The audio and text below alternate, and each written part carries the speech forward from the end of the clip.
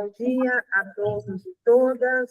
Estamos aqui hoje no segundo dia da segunda conferência da Frente Única Antifascista pela Democracia do Vale do Aço. Hoje, nosso convidado é o José Genuíno, que vai fazer uma análise da conjuntura nacional.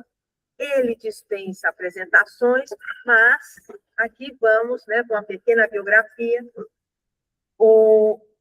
O José Genuíno é político, ex-presidente do PT, ex-deputado federal, integrante da Guerrilha do Araguaia e participou da rede Lawfare Nunca Mais. Ele mesmo vítima do Lawfare. Genuíno, a palavra é sua. Bem, bom dia, companheiras e companheiros. Eu acho muito importante esse movimento de vocês em organizar uma conferência antifascista numa região do país, no caso, Vale do Aço. A gente tem que multiplicar essas conferências, esses movimentos de aglutinação das pessoas. Então, eu quero destacar a importância desse nosso diálogo. Entrando na discussão da conjuntura, eu acho que o momento é muito adequado para a gente discutir a conjuntura política. E eu queria, inicialmente, começar pelo óbvio. Nós vivemos uma conjuntura política que é uma espécie de quadra histórica. Essa quadra histórica está sendo marcada por uma disputa sobre o futuro da humanidade, entre a barbárie e a civilização, entre a democracia e o fascismo, entre os direitos e a eliminação de direitos, entre a soberania nacional e o imperialismo americano, entre a paz e a guerra, entre os direitos dos imigrantes e a negação desses direitos. Portanto, nós estamos vivendo uma grande encruzilhada nesse marco histórico que a gente tem que situar o Brasil dentro desse período histórico. É uma situação com muita imprevisibilidade, ela é marcada por uma instabilidade permanente. O que aconteceu na faixa de Gaza no Líbano, o que aconteceu na Venezuela, o que está acontecendo no Irã, e as ameaças do imperialismo em relação a Cuba e a outras partes do planeta, e a definição da América Latina como quintal prioritário do hemisfério sul, dominado pelo imperialismo americano, são coisas e questões que a gente deve analisar com muita atenção. A outra preliminar óbvia é que nós estamos numa caminhada de longa marcha. Nós não vamos solucionar isso a curto prazo. Nós temos grandes momentos, grandes desafios, e esses desafios colocam a necessidade da gente conectar a luta nacional com a luta pela independência nacional, com a luta contra o imperialismo, a luta no sentido do internacionalismo dos povos, com a luta pelas questões nacionais propriamente dita. Tudo está se relacionando numa conjuntura tensa, numa conjuntura muito rica, numa conjuntura em que a gente enfrenta a hegemonia da crise do capitalismo na sua forma neoliberal. É uma crise de valores, é uma crise econômica, é uma crise social, é uma crise ambiental, é uma crise geopolítica, é uma crise, por que não dizer, sobre o próprio futuro da humanidade. É neste contexto que a gente tem que analisar, no meu modo de entender, algumas características da crise nacional. Como nós vivemos uma crise sistêmica, ela abarca tudo e todos, e ela vai de baixo para cima e de cima para baixo, nada fica livre dessa crise, nós temos que ter também uma política antissistema. Nós temos que ter uma política anticapitalista, nós temos que ter uma política anti-imperialista, nós temos que ter uma política que trabalhe numa contra-hegemonia que dispute corações e mentes para um projeto emancipador, que possa unir três questões centrais: a luta pela independência nacional, a luta pela democracia e a luta pela pauta do povo. São três eixos importantes que devem nos guiar nessa conjuntura política. Como é uma conjuntura política de crise, a nossa política tática tem que ser de radicalidade e de enfrentamento. Nós não podemos ter medo da polarização, nós não podemos ter medo do enfrentamento. É uma crise que a gente tem que fazer enfrentamento e mobilização social. Mobilização social e enfrentamento. se a gente ficar prisioneiro da institucionalidade conservadora oligárquica, como tem sido um dos problemas do nosso governo Lula 3, nós seremos derrotados porque essa conjuntura marca a ascensão de uma extrema-direita fascista que, diante da crise da democracia liberal no Brasil e no mundo, que vem desde a golpe contra Dilma, passando pelo governo do inominável, e a própria vitória nossa em 2002 foi uma vitória para conter a escalada do terror fascista. Conquistamos uma vitória. Mas a necessidade de mudanças estruturais, de atender às reivindicações populares, é fundamental. E, ao mesmo tempo, como é uma crise sistêmica, ela exige que a gente faça uma disputa de valores, uma disputa no plano cultural, no plano ideológico, uma disputa no plano da subjetividade humana, porque o sistema capitalista penetrou na subjetividade com valores do individualismo, do medo, da vingança, do ressentimento, a apologia da violência como forma de exercer a política é a característica dessa extrema-direita bolsonarista. E a velha direita neoliberal, parte dela se alia com essa direita bolsonarista, como vocês viram agora no episódio da rejeição de Messias, a dosimetria e o veto à CPI mista. As instituições brasileiras estão atravessando uma crise de funcionalidade. A crise do Congresso e a sua desaprovação pela população é um dado disso, por causa das emendas impositivas que consomem 51 bilhões do orçamento. A crise do próprio Supremo Tribunal Federal, tanto na relação promíscua com o escritório de advocacia, que advoga para pessoas que têm interesses em ações no Supremo, como também as vantagens que isso acaba gerando, no meu modo de entender, uma relação com parte do sistema financeiro, com parte do agronegócio. A própria tentativa deles de esvaziar o presidencialismo. Como se sabe, o presidente da República é chefe de Estado e chefe de governo, mas eles querem interferir, tutelar o presidente da República. Seja o Supremo impondo uma determinada indicação de ministro do Supremo, seja principalmente o Senado Federal querendo tutelar o Lula, seja através da derrubada dos vetos, seja através da rejeição do indicado, que é prerrogativa exclusiva do presidente da República. Eu acho que é nesse contexto que a gente tem que tirar algumas conclusões importantes. Lógico, nesse cenário em que você tem uma crise climática, uma crise ambiental, uma crise econômica, uma crise da dívida, uma crise dos direitos sociais, uma crise que a política vira um grande espetáculo, uma crise em que o senso comum é explorado pela extrema-direita para construir a sua hegemonia, manter as coisas como estão.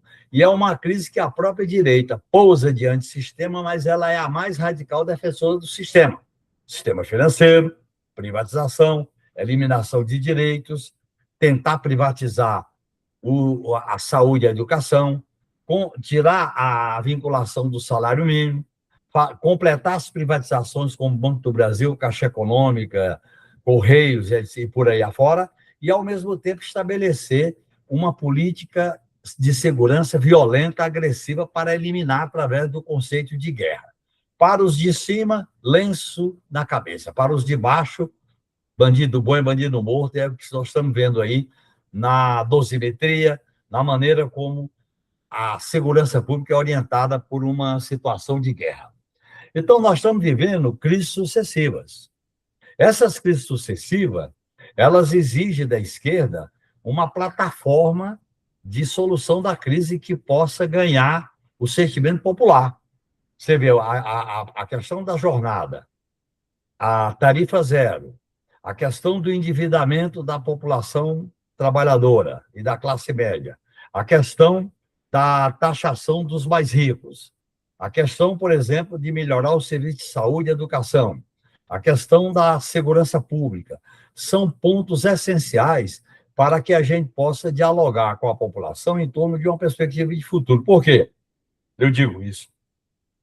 Porque a hegemonia neoliberal, autoritária, com traços fascistas, ela procura trabalhar com o senso comum de negar as lutas sociais, as lutas coletivas e fazer da política uma grande, e da democracia, uma concepção autoritária de uma hegemonia imposta pelas elites, pelos setores da grande mídia e principalmente pelas big techs e pelas redes sociais.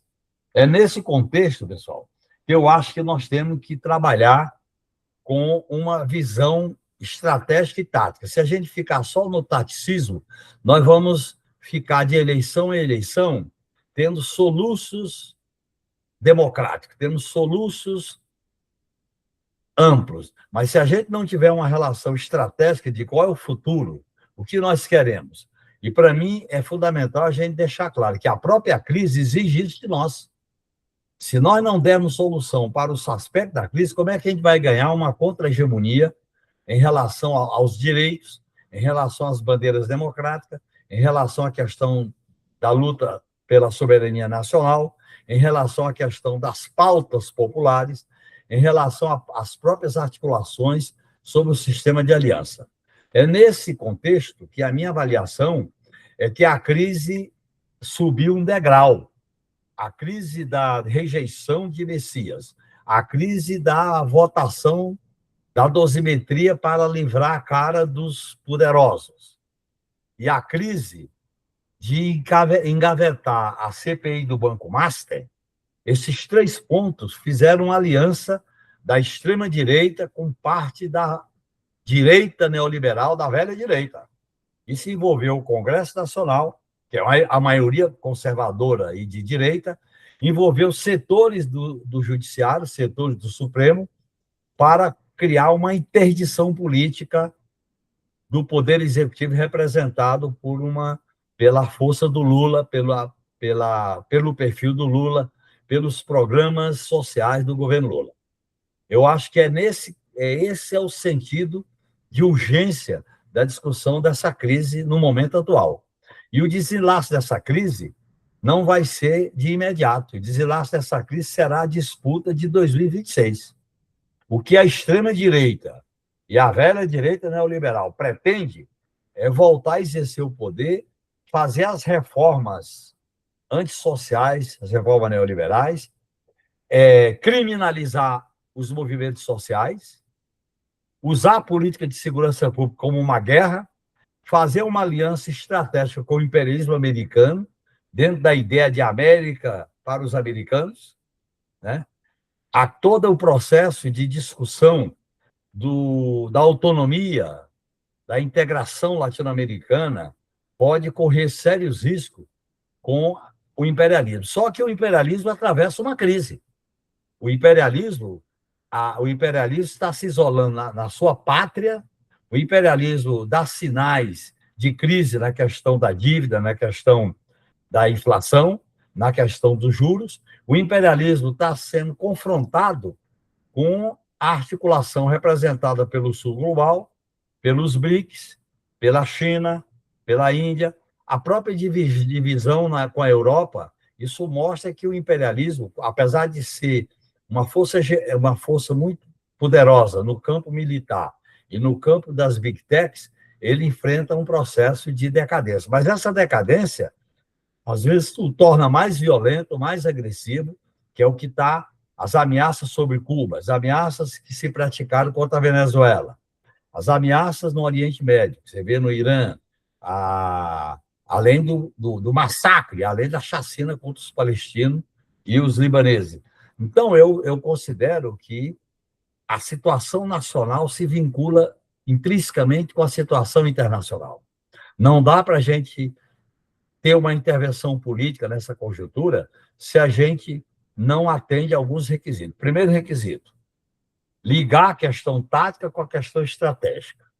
Ter um programa antissistema, porque se a gente ficar só nos meandros e nas brechas da conjuntura, a gente fica trabalhando por dentro de uma ordem neoliberal, por dentro de uma hegemonia de direita, e essa hegemonia que ganha parcela da população. Hoje a conjuntura mostra que a extrema-direita tem o apoio de parcela da população. Então, nós temos que fazer uma disputa de corações e mentes seja com as pautas concretas, seja com as pautas mais estratégicas, mais profundas. É nesse sentido que, no meu modo de entender, a gente tem que ter três eixos de uma estratégia nessa conjuntura. O eixo da soberania nacional, o eixo da democracia e o eixo da pauta popular, da pauta do povo. Nós temos que fundir esses eixos numa plataforma transformadora. Não adianta a gente simplesmente trabalhar por dentro da ordem. Nós temos que trabalhar por dentro da ordem e fora da ordem. Nós temos que trabalhar com as mobilizações, sejam pontuais, sejam locais, com o processo de agitação e de propaganda das questões gerais. E nós temos que construir um polo de esquerda, construir uma frente de esquerda popular, com os partidos de esquerda, com os movimentos sociais, com os movimentos comunitários, com a intelectualidade progressista, buscando construir uma acumulação de força numa estratégia de guerra de posição no sentido de manter as posições e de avançar.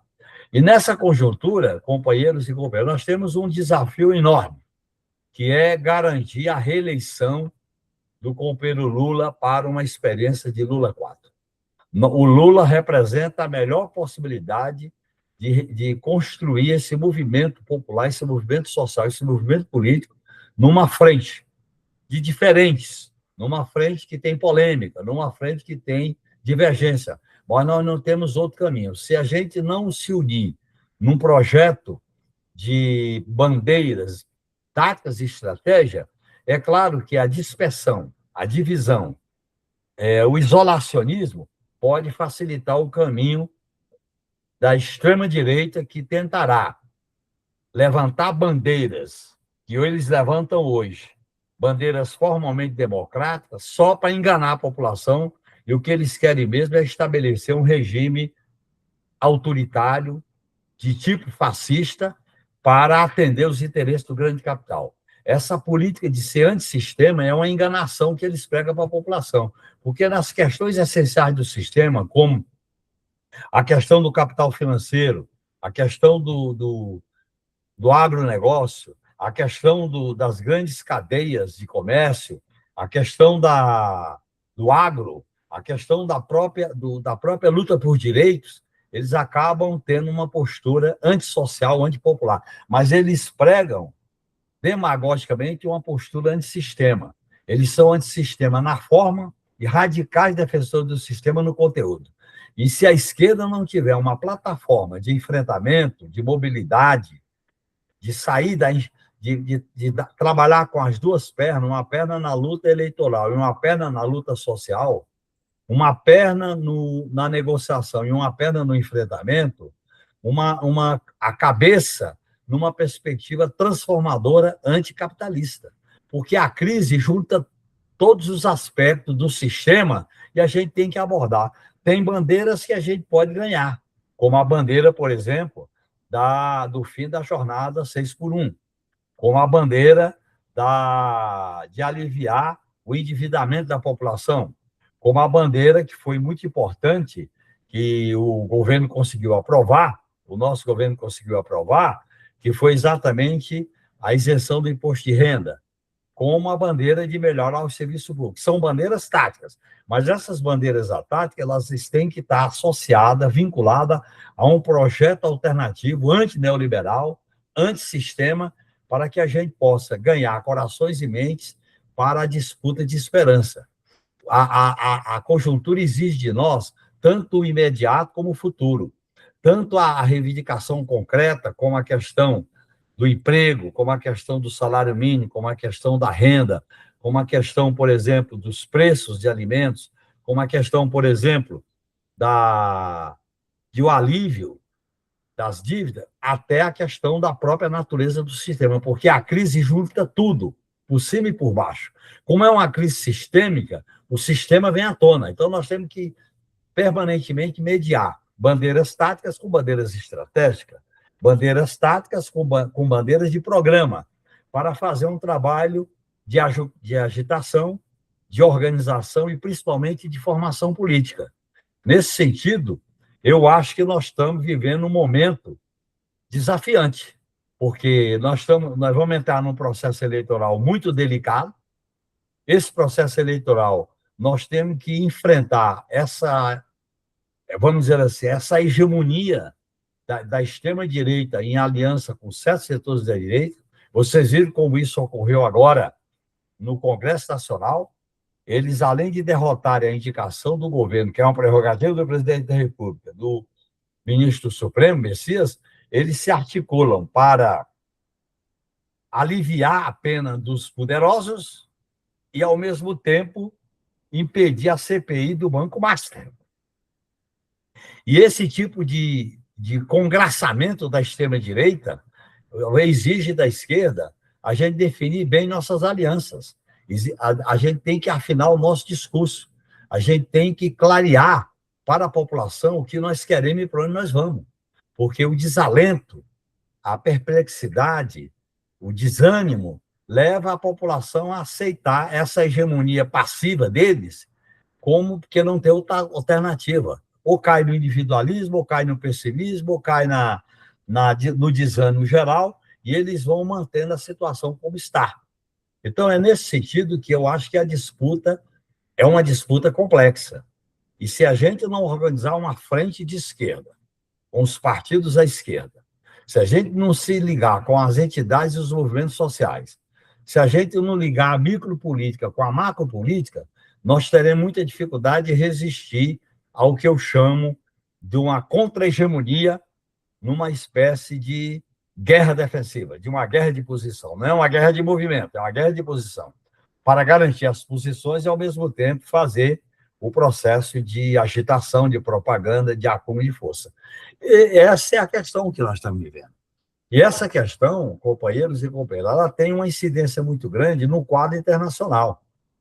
Nós vamos apoiar o multilateralismo, nós vamos apoiar a luta pela paz, nós vamos apoiar a luta pela autodeterminação dos povos, nós vamos apoiar a luta pela integração sul-americana, nós vamos apoiar a luta pela solidariedade, a luta do povo palestino, a luta do povo libanês, a luta do povo iraniano, a luta do povo venezuelano, a luta do povo cubano, que está ameaçado agora de intervenção do imperialismo americano. Eu acho que é nesse contexto que a gente tem que ter uma plataforma abrangente. E essa plataforma abrangente tem que unificar nossos propósitos numa organização de luta. Eu acho que nunca foi tão importante a gente ter base organizativa nos bairros, na horizontalidade. A gente sair da verticalidade e apostar na horizontalidade em relação a ganhar posições.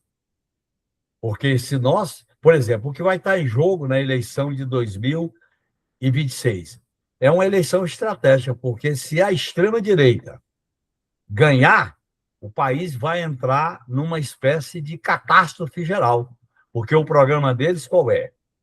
Terminar as privatizações, ter uma política de segurança pública de guerra, eliminar os direitos, botar o povo no BPC, não é? Na Previdência, fazer o assistencialismo e uma aliança submissa com o imperialismo americano. Todos sabemos que a estratégia do imperialismo americano, na nova doutrina de segurança nacional, é exatamente concentrar seus esforços, seu espírito fascista, seu espírito guerreiro na América Latina, como um espaço estratégico de América para os americanos do norte, não é América para os povos americanos, que a gente tem que colocar. Então, eu acho que esse processo aí vai exigir não só a disputa política institucional, vai exigir alianças táticas e alianças estratégicas, como vai exigir a nossa organização popular. Eu acho que, de uma certa maneira, a esquerda tem menosprezado a organização popular, a formação política, a organização de base. Nós temos que ter a micro, a média e a macro política para construir esses caminhos. Nós temos que viver dentro e fora da ordem. Nós temos que trabalhar dissipando ilusões. Então, eu acho que nós temos que fazer uma discussão muito afinada nesse momento, que é fundamental ter uma frente de esquerda, que envolva os partidos de esquerda e centro-esquerda, Essa é a prioridade para a disputa política de 2026. A campanha do Lula não pode ser como foi a de 2022. A campanha para conter tem que ser uma campanha para transformar. Nós temos que dar resposta à juventude, nós temos que dar resposta à luta dos povos originários, nós temos que dar resposta à luta das mulheres, nós temos que dar resposta à luta da nova classe trabalhadora que está uberizada. E o que as empresas querem é, vamos dizer assim, eliminar direitos dessa população, inclusive tirar a previdência, tirar direitos sociais, tá certo? É o que eles defendem como a pejotização. Isso vai arrebentar a previdência e vai acabar com direitos. Então, nós estamos diante do risco de uma catástrofe social, que se mistura com a catástrofe econômica e com a catástrofe da guerra, principalmente dirigida pela hegemonia do imperialismo americano no nosso continente. Então, eu acho que nós estamos vivendo uma conjuntura de tempos quentes. Numa conjuntura de tempos quentes, é fundamental a gente se unir, a gente ter visão política, a gente sair, diminuir a tendência à conciliação pelo alto, ou nós fazemos aliança por baixo para enfrentar essa tentativa de mudar alguma coisa para que nada mude, e nós estamos diante de um desafio. O que pode acontecer com a dosimetria aprovada pelo Congresso é o seguinte: o andar de cima é protegido e o andar de baixo é penalizado. E é o que eles estão procurando agora, salvar o ex-presidente e os generais, e a cúpula. É a velha tese de que vamos mudar alguma coisa para que tudo fique como está. Esse vai ser um debate fundamental que nós temos que travar. Por isso que a mobilização contra o projeto da dosimetria, a mobilização para instalar a CPI do Banco Master, a mobilização para que o Poder Executivo, no caso chefiado por Lula, não fique prisioneiro dessas forças da direita e da extrema-direita. Eu faço uma revisão da política de aliança do Lula 3. Eu acho que a gente misturou alianças pontuais com alianças mais estratégicas. A gente tinha que ter dado prioridade a uma aliança à esquerda, para fazer uma diferença entre o que é aliança estratégica programática e aliança tática. É nesse sentido que eu acho que os desafios nossos para um ano eleitoral é fundamental. Nós temos que impedir que a direita e a extrema-direita faça maioria de 3/5 na Câmara dos Deputados, porque a maioria eles fazem, mas não tem maioria de 3/5, e no Senado a extrema-direita não tem maioria absoluta, porque é isso que eles querem para mudar o que ainda tem democrático da institucionalidade brasileira e radicalizar no programa econômico, no programa entreguista, no programa antissocial, antidireito. Eu acho que esses desafios são enormes. Nós temos que ter uma concepção de unidade, uma concepção de aliança pela esquerda, uma concepção de aliança popular para enfrentar essa conjuntura, tanto no plano nacional como no plano internacional, porque as coisas estão muito casadas nesse processo de enfrentamento político. Era isso que eu queria colocar para vocês nessa abertura, e fiquem à vontade para me questionar e para me perguntar sobre a conjuntura política.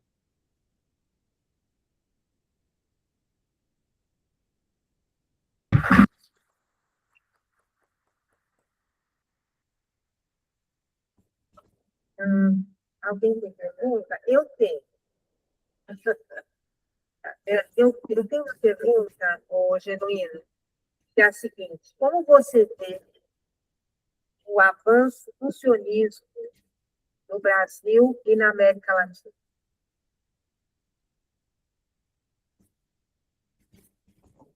Você está muito. Você sabe, Tânia, que o sionismo, que é a base ideológica da formação do Estado de Israel e do governo da extrema-direita, representado por Netanyahu, ele é uma base ideológica de sustentação do que eu chamo do Estado-guarnição, que é o governo de Israel. Ele é aliado fundamental do imperialismo. Ele é braço avançado contra os povos pela autodeterminação, pela liberdade, pela independência nacional. E, no meu modo de entender, eles representam o que há de mais reacionário. Por isso que essas iniciativas de porta-voz do sionismo, de porta-voz do governo de Israel, têm que ser enfrentada politicamente. Nós temos que afirmar claramente que nós combatemos qualquer forma de preconceito, qualquer forma de discriminação. Nós somos oposição às tentativas que eles tentam misturar a posição de liberdade e de aliança com o povo judeu, com o seu direito a ter um país, a ter sua identidade, como se qualquer crítica fosse uma postura antissemita. Eles misturam antisionismo com antissemitismo. Nós somos favoráveis ao povo judeu, à sua história, às suas liberdades e à sua autodeterminação. Agora, isso não tem nada a ver com a maneira como o Estado se organiza, que é a plataforma sionista.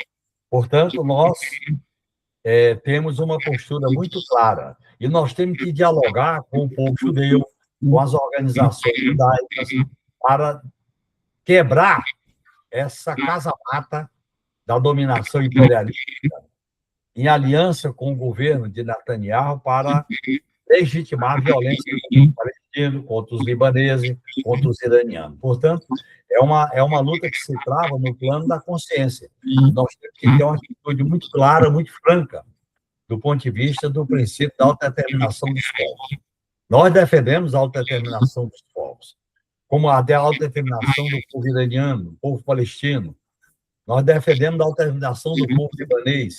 Nós defendemos a solidariedade dos povos, a luta pelas garantias, pelos direitos do povo palestino. Isso é fundamental a esquerda não cair em qualquer provocação do sionismo de direita, de extrema-direita, que tenta justificar tudo em nome do credo sionista. Portanto, nós combatemos qualquer preconceito contra o povo judeu. Nós combatemos qualquer violência contra o povo judeu. Por isso que nós temos autoridade para estar solidário com o povo palestino, com o povo libanês, com o povo iraniano. Essa aliança do Estado de Israel com Trump, essa aliança de Netanyahu com Trump, é exatamente para consolidar o que há de mais reacionário, de mais truculento, com os elementos fascistas que colocam em risco o futuro da humanidade. Nós temos que deixar muito claro essa posição democrática, libertária, a favor da autodeterminação dos povos. Nós temos que dialogar com as comunidades judaicas, dialogar com o povo judeu, dialogar com a experiência de luta do povo judeu, porque eles tentam botar a esquerda como se fosse misturar o antisionismo com o antissemitismo. Nós temos que separar o joio do trigo. É isso aí, minha posição.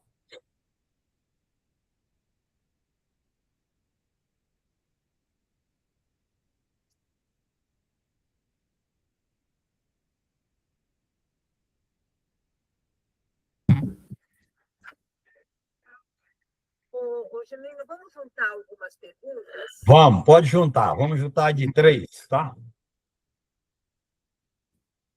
Genuíno, muito obrigado pela sua presença aqui entre nós. Está dando para ouvir aí? Estou ouvindo bem. Ah, tá. Você acabou de falar aí essa questão da nossa estratégia, a tática da questão da luta a favor do povo judeu. Como que nós, internamente, ao Partido dos Trabalhadores, dentro do Congresso, convivemos com uma figura tipo Estado? Essa é uma pergunta que eu gostaria que você nos esclarecesse qual seria a nossa postura nesse sentido aí. Tá bom? Muito obrigado por enquanto.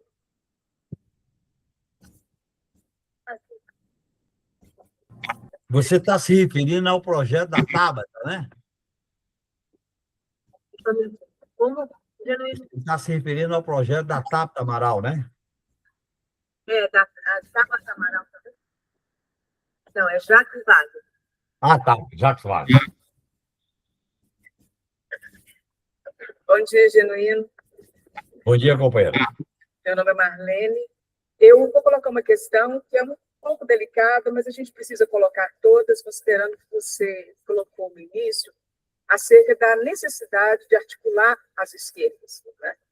E além do enfrentamento com a direita, a extrema-direita, a gente também tem uma campanha de puxar o voto nulo. Eu não sei se você viu um dos programas do Breno Altman, foi com das lideranças da Revolução Brasileira, que é o professor Milton Rix. Eu queria saber o seu posicionamento em relação a isso e o quanto que como que nós devemos, melhor dizendo, como nós devemos nos organizar diante desse tipo de argumento, né, que acaba, a meu ver, fortalecendo, né, os discursos da extrema-direita, ainda que os argumentos de quem defende não vá nessa direção, mas é uma questão presente entre nós. Obrigada.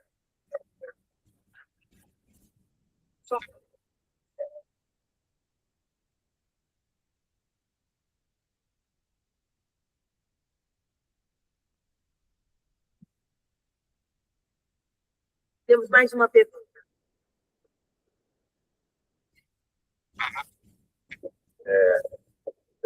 Primeiro, agradecer aí, viu, Zé Genuíno, a sua presença. Sou Paulo Amaral, que do Partido dos Trabalhadores. E uma coisa me incomoda muito, dentro de todos esses eixos que você coloca, dos desafios dados, como você consegue enxergar, você que é um velho militante construtor da esquerda e do Partido dos Trabalhadores, que viveu as diversas fases, e aí eu quero remontar a questão da nossa luta pelo partido de quadro e do partido de massas. Nós vivemos hoje o Partido dos Trabalhadores, o maior partido da América Latina, de esquerda, com uma tendência e uma prática muito bem mais ao centro do que ao radicalismo à esquerda, até mesmo por questões táticas. Como você enxerga essa possibilidade, dado o quadro desenhado e provado para nós essa semana, em que o Congresso resolve dar suas caras e dizer quem é que realmente dá as cartas nesse processo, através da tática do Alcolumbre, ou seja, da extrema-direita, no Congresso, nessa última semana, em que nós não temos uma renovação de quadros, em que os nossos parlamentares não dá conta de alcançar as políticas as quais você aponta como táticas e estratégicas para o remodelamento ou até a sedução de uma política de massas para o Brasil. Como você consegue entender qual o caminho que você apontaria para que nós tivéssemos os quadros que, me permita dizer isso, sequestraram as políticas do Partido dos Trabalhadores e continuam envelhecidas, tanto do ponto de vista da ideia e da prática, se ainda nós não demos conta de dar esse salto de qualidade, de nos aproximarmos das massas e das reorganizações necessárias. Qual o caminho que você poderia apontar nesse sentido?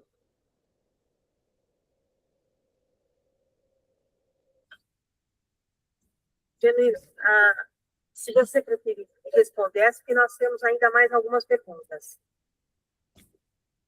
Você tá mudo. Vamos responder essas três? Olha, a primeira questão, veja bem, há setores do PT, representados pelas posições de Jacques Wagner, representado pela assessora do presidente Lula, Clara Clarante, representado por manifestações de alguns militantes que eu discordo radicalmente. Primeiro, porque o PT sempre combateu os preconceitos e a violência ao longo da nossa história e sempre defendeu a autodeterminação dos povos. E nós, por exemplo, defendemos claramente o respeito às liberdades e à autodeterminação do povo palestino, do povo libanês, do povo iraniano. Portanto, eu acho que essas posições que se afinam com o sionismo, se afinam com a legitimidade para garantir intervenções, eu acho que nós temos que combater. Eu acho que isso é um erro desses companheiros. Eu estou citando esses nomes aí porque eles têm se manifestado nesse caso. Eu acho que aquele evento que aconteceu no Itamaraty também foi um equívoco. O Itamaraty não podia fazer um encontro sionista com aquelas bandeiras da CONIB. Quer dizer, nós defendemos os direitos do povo judeu, nós defendemos o direito de ter um Estado que represente a identidade do povo judeu, nós defendemos a existência do Estado que represente o povo judeu. Agora, isso não tem nada a ver com o que eles tentam acusar a esquerda e o PT, desses setores minoritários, e da direita, de que o PT é o PT não é favorável do sionismo, mas também não é antissemita. O PT não é. Nós defendemos o princípio da autodeterminação dos povos. Portanto, eu acho que esses companheiros não levam em conta a orientação geral do partido. Ao longo da história do partido, o partido sempre teve uma posição muito clara, muito contundente em relação à solidariedade ao povo palestino, em solidariedade ao povo libanês, em solidariedade ao povo iraniano, em solidariedade à autodeterminação dos povos. A nossa plataforma está consubstanciada no artigo 4º da Constituição. A autodeterminação dos povos, soberania nacional, defesa dos direitos humanos, a defesa de pactuação pela paz, inclusive a defesa da integração latino-americana como um princípio constitucional. Portanto, o PT tem uma posição muito clara ao longo da sua história. Então, eu acho que esses companheiros e essas companheiras que estão contrariando a linha do partido. No momento em que há uma chacina contra o povo libanês, no momento em que há destruição do Líbano, no momento em que a Gaza foi destruída pela repressão violenta, né, de tipo fascista, de Netanyahu, como é que nós vamos não estar do lado do povo palestino, do povo iraniano? Então, eu acho que é fundamental a gente deixar isso claro. O partido tem que deixar essa posição. Esses companheiros não representam a posição do partido. Eu acho que isso é fundamental nesse debate. Sobre a questão da nossa estratégia e tática no momento atual. É claro que o governo Lula é um governo mais amplo do que o PT. E o PT tinha que, não está fazendo isso, mas tinha que fazer, o PT tem que se situar à esquerda do governo Lula, com autonomia, para fazer uma aliança de esquerda e centro-esquerda, para dialogar com o governo Lula, pressionar o governo Lula, fazer exigência ao governo Lula, para atender, por exemplo, as reivindicações populares, como a bandeira do fim da jornada 6x1, como a bandeira de isenção do imposto de renda, como a bandeira que é a eliminar a dívida dos endividados, do Desenrola 2, como a bandeira de viabilizar o sistema de saúde, o sistema de educação, como a bandeira da reforma agrária, como a bandeira de defender a democratização das instituições. Portanto, nós nos opomos a esse acordão da direita brasileira, que, mais uma vez, vamos mudar alguma coisa para que nada mude, e nós somos radicais defensores da soberania nacional. Eu estou colocando isso porque é fundamental que eu estou defendendo que a gente trabalhe com os dois pés, um pé na institucionalidade e um pé na sociedade. Trabalhar com alianças pontuais e alianças mais estratégicas. É claro que o nosso governo eleito em 2003, numa correlação de força desfavorável, fez várias mudanças, mas tem muitas outras coisas que precisam fazer, precisam realizar. Mas daí a gente cair no abstencionismo, cair na negação do voto, cair no isolamento, é cair nas malhas do jogo da direita, da extrema-direita. Eu acho que nós temos que organizar uma frente à esquerda e tensionar o governo Lula, a própria campanha do Lula, e tensionar a frente tática. Eu faço uma diferença entre frente tática e frente mais estratégica. Eu defendo uma aliança mais estratégica com os partidos de esquerda e com os movimentos sociais. Porque se a gente fica simplesmente na bandeira da denúncia do voto nulo, olha, pessoal, isso é auto-isolamento, isso é autodestruição. Nós vamos deixar o terreno livre para que a direita possa ganhar legitimidade através do voto e aí rompe com as regras mínimas da luta democrática e da democracia. Eu acho que isso é um risco muito grande que a esquerda não pode cometer. Por isso que eu defendo uma postura de esquerda que possa unir a esquerda, além do PT. Eu defendo uma aliança do PT, PSOL, PCdoB, companheiros da Rede, do PV, companheiros do PSB, companheiros do PDT, numa frente de esquerda. E essa frente incorporar a luta social dos movimentos, as bandeiras do movimento social. A questão que você coloca aí, companheiro, a outra questão do partido de quadro e de massa. Esse dilema, o PT sempre viveu com ele desde a fundação. Ora a gente tensionou no sentido de um partido de massa, ora a gente tensionou nas disputas políticas num partido mais de quadro. Eu acho que hoje a gente tem que juntar essas coisas. Primeiro risco, o PT não pode cair no eleitoralismo baixo nível, no eleitoralismo, no clientelismo. O PT tem que romper com o eleitoralismo. Segundo, nós temos que defender uma reforma profunda no sistema eleitoral e partidário. Terceiro, nós temos que priorizar as alianças à esquerda.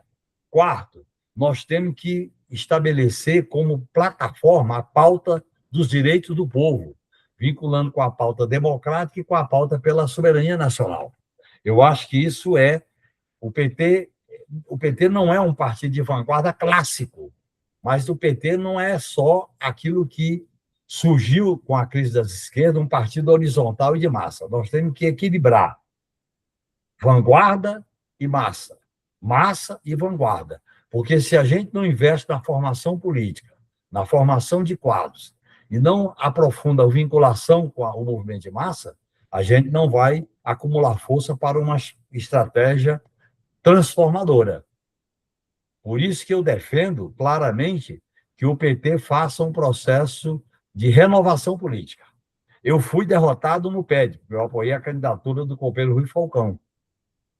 Eu me oponho à atual maioria do PT.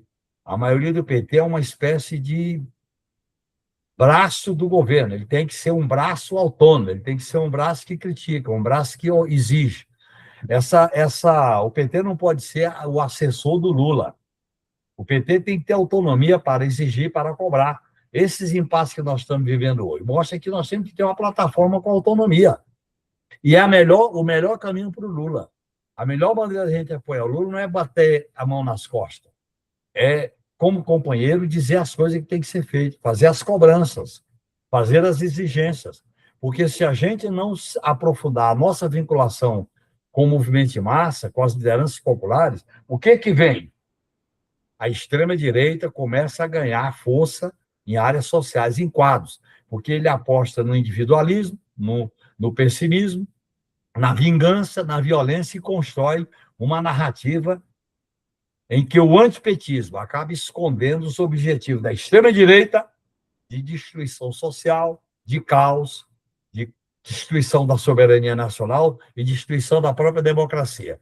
Então, nós temos que ficar muito atentos a esses movimentos de como equilibrar, por exemplo, partido com quadro com massa. Por exemplo, eu acho que o PT tem que dar importância à formação dos quadros, às escolas de formação, o debate de formação, o debate político. Agora, nós não somos o modelo nosso não é dos antigos partidos comunistas. Nós temos que aprender as lições do que foi representar a luta dos comunistas e, ao mesmo tempo, renovar diante das novas exigências que o mundo atravessa e que o Brasil atravessa.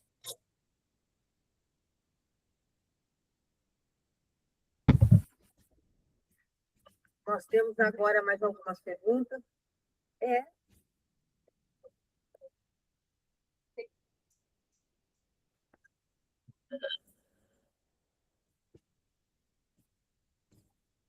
O tempo passa, né? 44 anos atrás foi a última vez que eu estive pessoalmente com você, lançamento da sua candidatura em 1982. É um maior prazer, eu e Cláudio, companheiro, de termos recebido vocês em campanha e com nosso apoio, você uma garagem lá no Lago Clipper, de triste memória. Então, tem 44 anos. Eu queria agora aproveitar a oportunidade para a gente poder discutir algumas questões. Primeiro, uma caracterização mais geral da crise do sistema capitalista. Eu vou usar uma expressão aqui que, rigorosamente, ela não é muito precisa. É uma crise terminal, uma conjunção de crises, como você disse anteriormente, e que o sistema capitalista não tem condições de dar solução para ela. Só para a gente ficar numa, eu não sei como é que um sistema predatório, igual o sistema capitalista, vai dar uma solução para o problema sério que a gente está vivendo hoje de crise ambiental. A luta que está sendo desenvolvida no cenário internacional, acho que impõe para a gente mudar um pouco a maneira de nos referirmos ao conflito, que é a guerra entre o Irã, né? Essa guerra de agressão contra o Irã. Eu acho, gostaria de ver a sua opinião, que a gente devia deixar de se referir a essa guerra como se fosse guerra que não nos envolvesse de uma maneira diretamente. A guerra do Irã, na verdade, é a nossa guerra. Se o Irã cair, certamente nós vamos viver tempos dificílimos nessa luta internacional nossa, no enfrentamento ao imperialismo decadente, que na sua crise hoje não tem mais soft power, é o big stick e a violência mais desenfreada. Então, a exigência de solidariedade nossa, ela tem que ser uma solidariedade ativa, entendendo que a única coisa que diferencia a gente hoje do Irã é que nós não somos o cenário do conflito, do confronto. Essa é a primeira observação. A segunda, as eleições que nós vamos disputar agora em 2023, elas ocorrem nesse cenário que a crise internacional nos ameaça de uma maneira cotidiana. E essa eleição que nós vamos enfrentar, ela viveu, nos últimos dias, alguns fatos e alguns atos políticos que a recolocam numa situação muito grave. A ameaça que nós estamos vivendo hoje no Brasil é extremamente séria. Já houve quem, analisando o sistema fascista, o fascismo, se referisse a ele como contra-revolução preventiva. O sistema em crise chama o fascismo sobretudo para derrotar o movimento operário, para destruir as suas organizações. Então, hoje, chamar o que está acontecendo em golpe motivado, eu acho que não dá mais conta. Nós estamos vivendo hoje uma contra-revolução permanente. E o que aconteceu no Senado Federal, nos últimos lances em Brasília, não é nada mais, nada menos do que movimentos dentro dessa contra-revolução permanente. A resposta que a esquerda tem que dar ao que está acontecendo hoje não pode ser outra senão a disposição do confronto. Nós temos que abrir imediatamente o que a gente pode chamar de uma guerra em todas as frentes. Tem a frente institucional, que a gente pode movimentar peças, como alguns estão propondo, que o Messias assuma o Ministério da Justiça.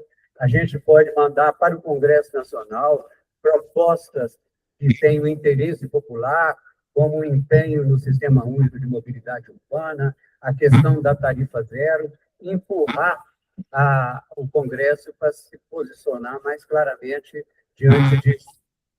Mas nós não podemos deixar de perceber que, fora desse cenário que caracteriza uma crise como crise institucional, envolvendo o poder judiciário, o poder legislativo e o poder executivo, existe um ator que está fora e que a gente tem que colocar dançando. O grande esquema e o grande caminho que a gente tem que trilhar é o caminho da mobilização popular.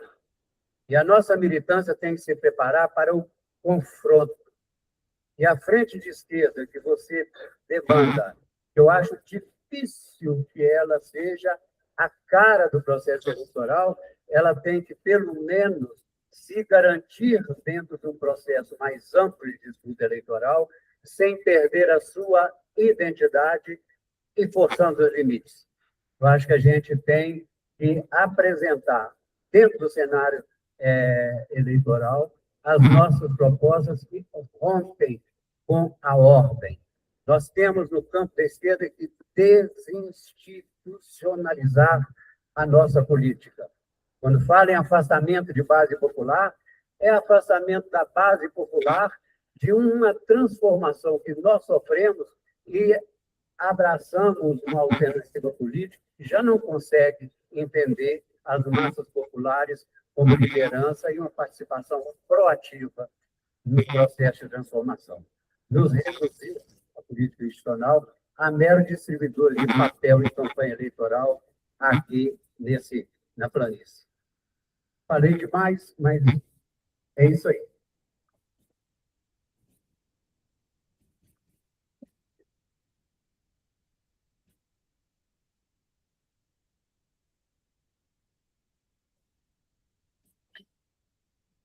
Mais alguém tem uma pergunta? Pode responder, Genuíno. Temos mais perguntas.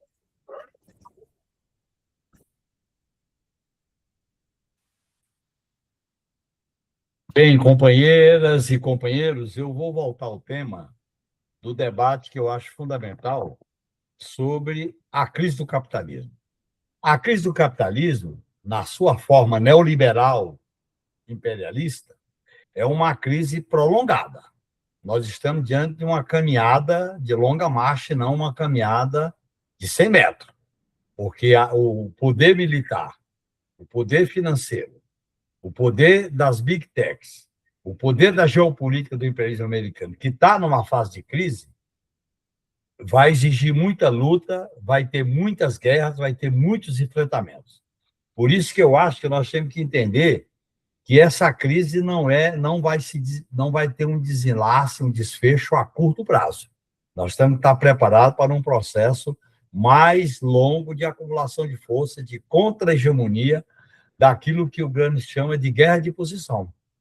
É claro que esse cenário vai exigir de nós alianças para priorizar os países dos BRICS, para priorizar as alianças em relação à luta pela paz, à luta pela soberania, à luta pela autodeterminação dos povos, à luta pela democracia no sentido de enfrentar a hegemonia do imperialismo americano. A própria decadência do imperialismo americano é uma decadência lenta, gradual, não é de reta final. Então, nós temos que ter essa compreensão para a gente considerar que é fundamental. E veja bem, o povo iraniano e os iranianos estão dando uma grande demonstração de heroísmo, de coragem, de inteligência e de mobilidade e de unidade do povo. E eu acho que isso está sendo uma experiência muito interessante que a gente tem que olhar nesse sentido. Eu defendo que a nossa solidariedade seja uma solidariedade combativa. Eu acho que a esquerda no Brasil e no mundo tem que se somar com a luta pela autodeterminação dos povos, pela paz, pela solidariedade ao povo palestino, ao povo libanês, ao povo iraniano, ao povo cubano, ao povo venezuelano. Eu acho que nós temos que construir uma contraposição muito clara, seja nas ruas, seja nos debates, seja nas nossas mobilizações. Eu tenho participado de todas as iniciativas, de todas as mobilizações de solidariedade ao povo venezuelano, ao povo cubano, ao povo libanês, ao povo palestino e ao povo iraniano. Eu acho que a questão da solidariedade é um princípio do que é ser de esquerda. Eu considero, companheiro, que essa solidariedade tem que ser combativa. Eu acho, inclusive, que, em termos de solidariedade, nós podíamos estar fazendo movimentos mais contundentes. Por isso que eu acho que houve um erro do nosso governo ao sediar no Itamaraty aquele conluio sionista, que, inclusive, não deu nem espaço para a esquerda do movimento sionista, e a maneira como tratou as posições divergentes, que até produziu uma declaração, uma carta contundente. Então, eu acho que nós temos que ter uma posição muito clara. Nunca foi tão importante a solidariedade internacional com base no princípio da autodeterminação e do internacionalismo da luta dos povos. Em relação às eleições de 2026, eu acho que nós temos que ter um programa de transformação. A eleição de 2022 era para conter. A eleição de 2026 é para transformar. Além da pauta do povo, além da pauta pelas reformas democráticas, do fim das emendas impositivas, do fim das emendas individuais, do fim da relação promíscua de ministro supremo com o escritório de advocacia, do fim dessa promiscuidade que está na relação das instituições com a área privada, nós deveremos defender, nas eleições, uma plataforma democrática e popular, no meu modo de entender. E as alianças, você pode ter alianças mais permanentes, mais estratégicas, e alianças pontuais. Eu acho que o erro do sistema de aliança que nós cometemos em 2022 foi ficar muito preso à aliança ao centrão, à aliança a uma direita não bolsonarista. E veja bem como eles nos traíram em vários momentos do episódio nacional, inclusive esse último, que foi o chefe dessa aliança da direita com o bolsonarismo, que foi Alcolumbre, o próprio Hugo Mota. Então, é necessário que a gente mude o eixo da preparação das eleições de 2020. Nosso eixo tem que ser as ruas. Nós temos que negociar e tensionar.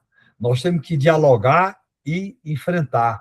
Nós trabalhamos só na ideia da negociação, do diálogo, da conciliação. Nós temos que colocar o enfrentamento, a disputa política, e nós temos que construir um equilíbrio entre ruas e instituição.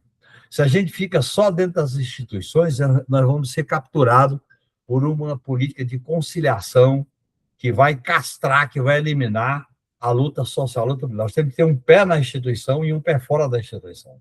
Eu acho que isso é fundamental para a gente construir, dentro de uma estratégia de acumulação de força, uma estratégia contra-hegemônica, uma estratégia de guerra de posição, a mobilização popular. E eu acho que essa mobilização popular é o centro de uma política transformadora. A mobilização popular envolve formação política, organização horizontalizada, relação dos partidos de esquerda com a população. Eu estou defendendo uma reforma no PT. O PT caiu numa institucionalização muito forte. Eu disputei no PED uma outra alternativa, que era o companheiro Rui Falcão. Aliás, é meu candidato a deputado federal. E eu disputei que o PT tem que fazer o que eu chamo de giro à esquerda.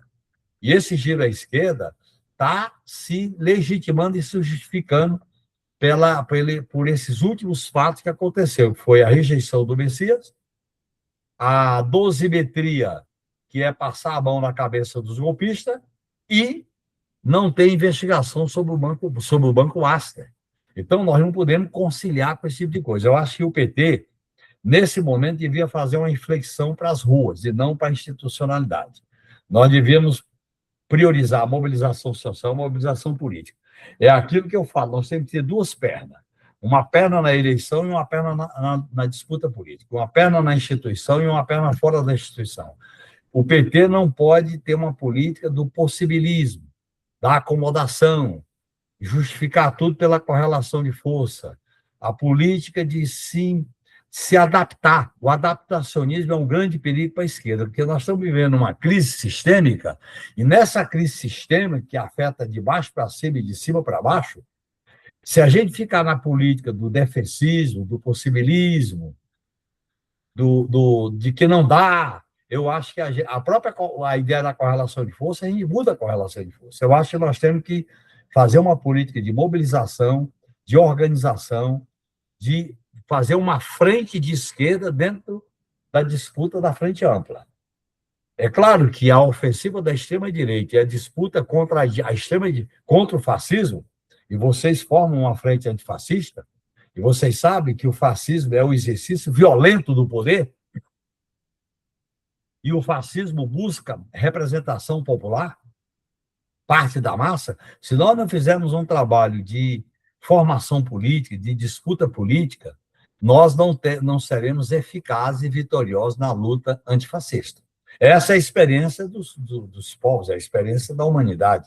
Então, nesse sentido, é que eu acho que a gente não pode ficar preso à institucionalidade.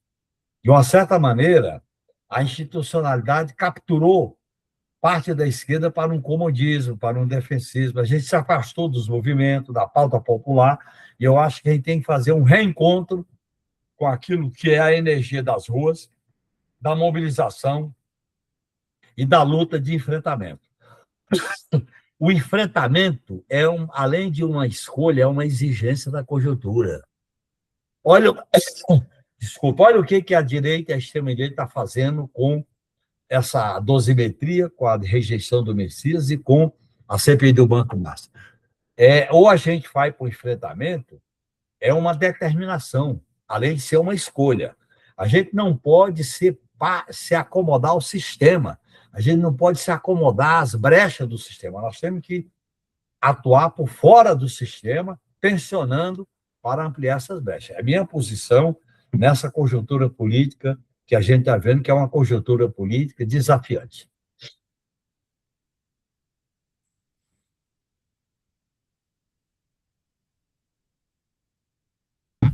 Temos mais uma pergunta, Genuíno. Pois não?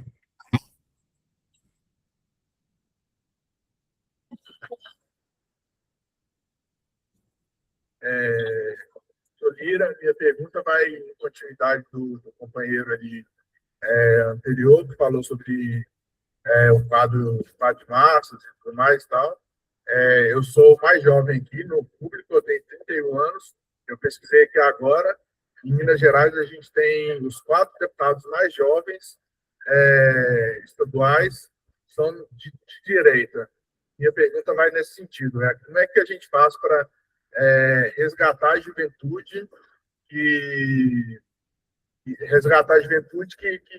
está se perdendo nessa extrema-direita aí, seja pela internet, seja por outros meios e tal.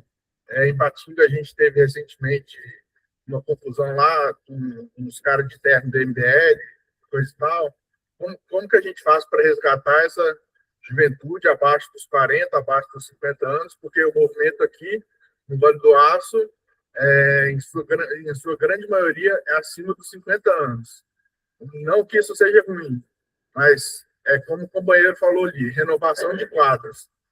E quando o tempo vai passando, 2030 vai chegando, 2034 vai chegando, e a gente precisa da renovação de quadros, precisa de nova juventude. Como é que a gente faz para resgatar essa juventude e botar essa juventude na rua, trabalho de base e partidário e tudo mais? Muito obrigado.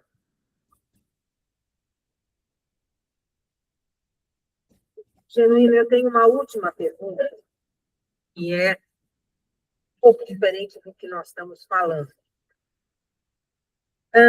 Você, como participante da guerrilha do Araguaia, você convive com o desaparecimento de vários companheiros seus daquela ação revolucionária. Eu pergunto, como é que você vê essa descoberta deste novo arquivo, quer dizer, um arquivo que foi surrupiado, né, das Forças Armadas pelo general Etchegóin. Como é que você vê, né, esse arquivo que foi entregado, né, que foi entregue, né, metade dele para o Instituto Fernando Santa Cruz, né, um desaparecido político, e que foi entregue metade para a Juliana Dalpiva, que é do ICR. Como é que você vê o aparecimento desse arquivo, a mostra, né, que a tortura era institucionalizada, o desaparecimento forçado era institucionalizado, não eram os porões da ditadura, as Forças Armadas estavam envolvidas, né, nessa ação. Eu queria saber como é que você vê. Obrigada. Olha, Tânia, eu vou responder. Em primeiro lugar, a pergunta anterior, nós só disputaremos a juventude se a gente trabalhar com uma plataforma que dialogue com o sentimento da juventude, com a rebeldia, com a pauta mais ampla. Nós temos que trabalhar em debates que que discuta o sistema de dominação. Nós não podemos ter uma política só de conciliação, não vai ganhar a juventude. A juventude está sendo manipulada por pregadores do caos com a nova roupagem. Essas enganações estão surgindo na política brasileira. Nós temos que fazer uma disputa de corações e mente com uma postura mais radical, antissistema, e principalmente para discutir a esperança, discutir o futuro, discutir uma visão transformadora, uma visão de sonho. A nossa pauta para a juventude não pode ser uma pauta conservadora, só econômica. Nós temos que disputar os direitos econômicos, sociais e políticos, mas nós temos que disputar também os valores, a disputa cultural, a disputa ideológica, a disputa antissistema.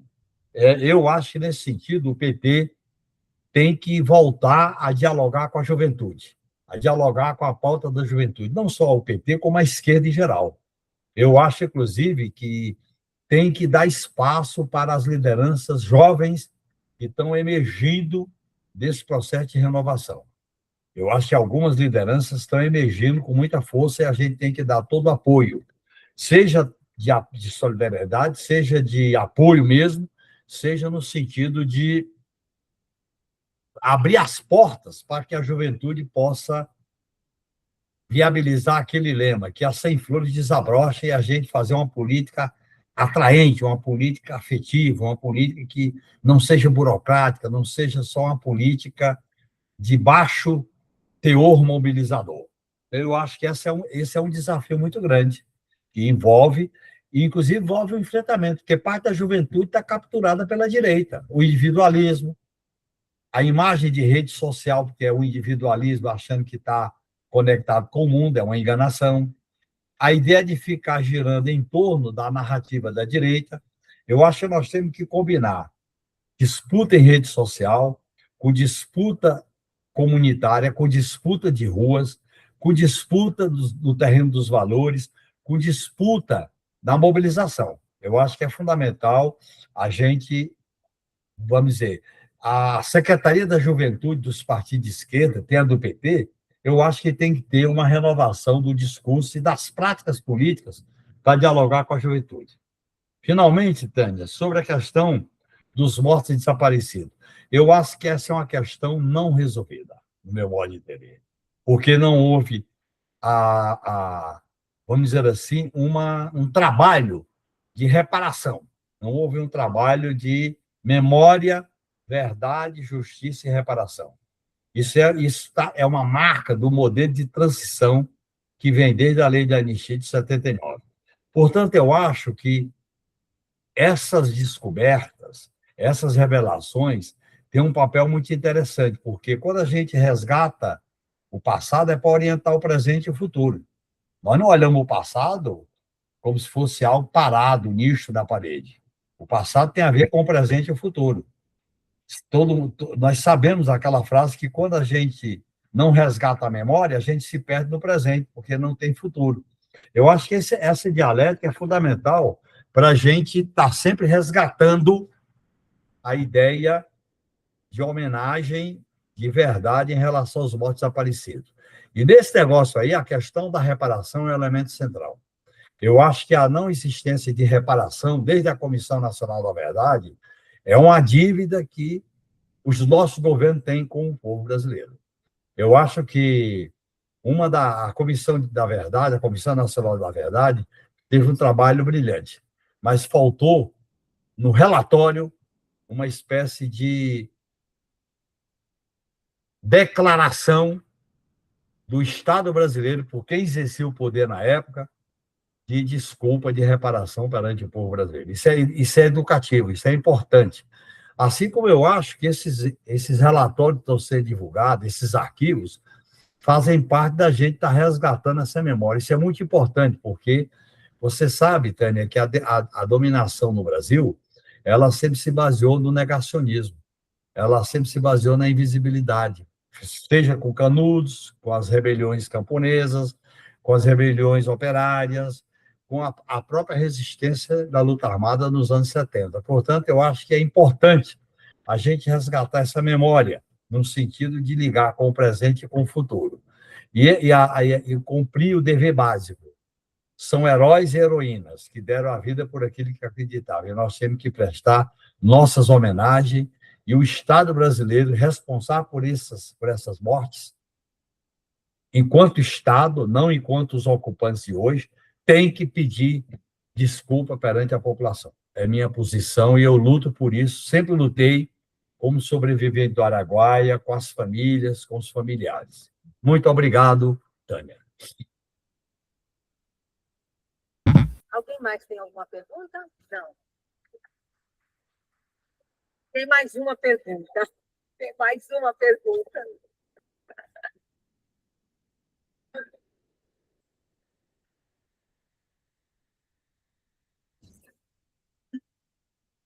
Zé, estou voltando aqui a uma pergunta do Thiago ali. Nós estamos aqui em Minas Gerais. Minas Gerais é um estado com 853 municípios. Na construção do PT, nós fomos às ruas para poder organizar 145 diretórios para que o estado de Minas Gerais pudesse participar da criação do PT, da fundação do PT naquela época. Eu estive sentado com você várias vezes naquelas comissões em São Paulo, na organização do estatuto, incluindo várias coisas no estatuto do PT naquele tempo.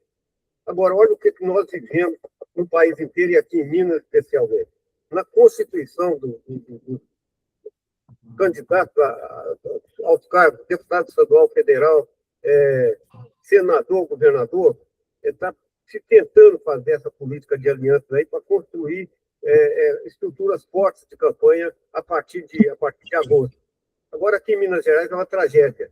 Ao longo desses anos todos, nós fomos esvaziando, já tivemos até o Nilton Cardoso como um dos candidatos nossos a governo aqui em Minas Gerais. Você imagina que tragédia é essa.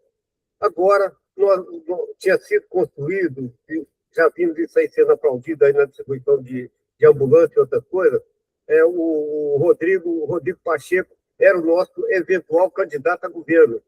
De repente, com essa semana toda aí, ele assumiu o papel dele. Ele não é candidato. Ele não é candidato ao governo de Minas. Aí aparecem outras alternativas. Foi tentado até o tal de Valfrido Mares Dias. Olha que tragédia seria a gente fazer uma campanha aqui com o Valfrido Mares Dias. Um companheiro, não sei o quê, um camarada que esteve aí no governo do Lula, fez um bom trabalho, mas nada a ver. Agora, então, hoje, nós temos aí, claro, parece o tal de Josué de Castro. E você imagina, então, essa situação que a gente tem vivido, e não é só Minas Gerais, para a gente construir uma chapa que possa ser, de fato, uma chapa eleitoralmente forte para poder garantir a eleição do Lula. Então, esse é o quadro que a gente está vivendo em Minas. No Rio Grande do Sul parece que saíram muito bem, Pimenta com, Manuela com Pimenta, uma chapa boa lá no Rio Grande do Sul. Mas eu não vejo uma outra coisa no país inteiro. Para todo lado, algumas alianças espúrias, na Bahia, em vários lugares, as alianças estão nesse sentido. Como você está vendo essa condução partidária a nível nacional para garantir os votos para a campanha do Lula? Acho legítimo. Os votos para Lula eu acho legítimo. Mas a gente não precisaria estar numa situação dessa, que infelizmente nós estamos. E aqui em Minas é uma tragédia. Esse negócio de 853 municípios, só para você ter uma ideia, nós temos 3.996 diretoras de escolas estaduais. Imagina esse plantel de 3.996 diretores de escolas estaduais nomeadas pelo secretário estadual de educação. E aqui em Minas, você sabe como é que é. É a direita brava. Então, esse é o quadro, Zé. Nossa situação é uma tragédia.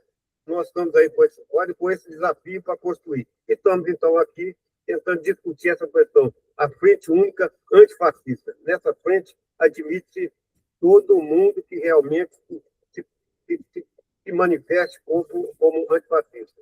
É por aí, Zé. Um grande abraço e muito obrigado por você estar aqui com a gente. Gostaria que você estivesse aqui lado a lado, pessoalmente, para a gente bater um papo assim, bem pessoal. Muito obrigado.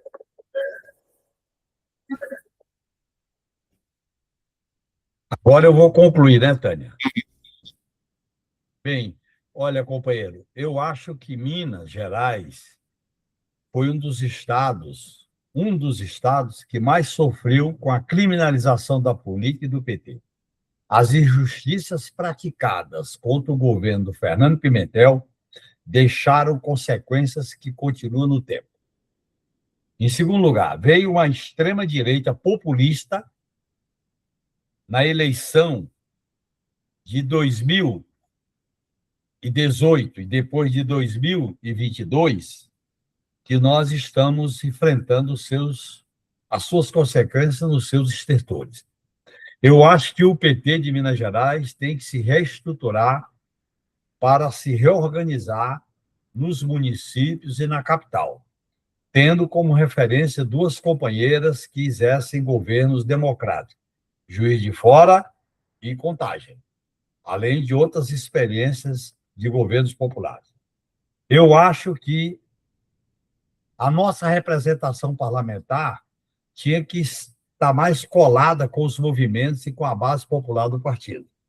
E, na minha avaliação, eu acho que, para 2026, a nossa prioridade é construir palanques para garantir a reeleição do companheiro Lula. Porque, olha bem, pessoal, em 2026, o que está em jogo é muita coisa. Se nós perdermos essa eleição, vem a catástrofe, vem o fascismo, vem o entreguismo, vem a destruição de direitos, vem o comprometimento da soberania nacional, a democracia entra em colapso. Portanto, tem muita coisa em jogo nessa eleição. Por isso que eu acho que a gente tem que construir palanques viáveis. Palanques viáveis. Eu acho que a candidatura da Marília, ex-prefeita de Contagem, é muito importante. Eu acho que nós temos que construir uma campanha unitária com as forças de esquerda, unir a esquerda na campanha unitária para eleger deputados estaduais e federais e ver qual é o nome mais adequado para a disputa majoritária. Eu acho que esse vai e vem do Rodrigo Pacheco, essa aliança dele com o Alcolumbre e companhia, tudo indica que ele não vai querer fazer a disputa para governador. O que ele queria mesmo era que o Alcolumbre indicasse ele para o Supremo, não o Lula, o Alcolumbre, né, que é exercício da tutela. Eu acho que nós temos que buscar uma alternativa que defenda o governo Lula, que dê espaço para a campanha do PT ao Senado e para a bancada do PT. E o PT fazer uma campanha para aumentar o número de deputados federais e estaduais. Agora, uma campanha assim, ela tem que ser uma campanha unitária, uma campanha de mobilização, uma campanha de militância, não pode ser uma campanha de cabo eleitoral, não pode ser uma campanha só na base de emendas de deputado, tem que ser uma campanha que mobilize a militância, como vocês da Frente Antifascista. Eu acho que é fundamental a gente ter uma política, a gente tem que fazer uma inflexão à esquerda na política de aliança. O que esses episódios estão mostrando para nós? A rejeição de Messias, a votação da dosimetria, derrubada do veto, e a não viabilização da CPI do Banco Master. É que a extrema-direita, junto com os setores da direita, estão visualizando a perspectiva de derrotar o Lula em 2026. Portanto, nós temos que fazer uma campanha combativa, militante, uma campanha mobilizadora e de organização política. Eu acho que esse é o caminho para a gente fazer essa campanha. Priorizar os estados que têm força política, tá certo? Por exemplo, São Paulo, eu acho que a equação está caminhando bem. Eu acho que Rio de Janeiro, a candidatura da Bené caminha bem. E eu estava mais otimista em relação à própria aliança com o Rodrigo Pacheco para o Senado. Mas, diante do que a imprensa está noticiando, eu acho que a gente vai ter que buscar um candidato majoritário que garanta espaço para as candidaturas do PT, principalmente para o Senado, para a candidatura do Lula e para a chapa de deputados federais e estaduais. E a gente aproveita essa eleição para conscientizar, para politizar, para mobilizar. Não é só buscar voto. Nós temos que buscar voto e ganhar corações e mente. Essa é a minha posição e agradeço essa oportunidade desse nosso diálogo aqui, viu, companheiros e companheiras?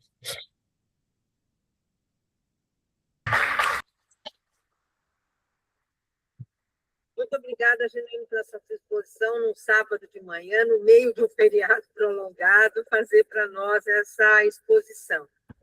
E contamos, né, com a sua reflexão para as nossas ações futuras. Muito obrigada. Valeu, companheiro. Um abraço para todos vocês, tá bom? Valeu.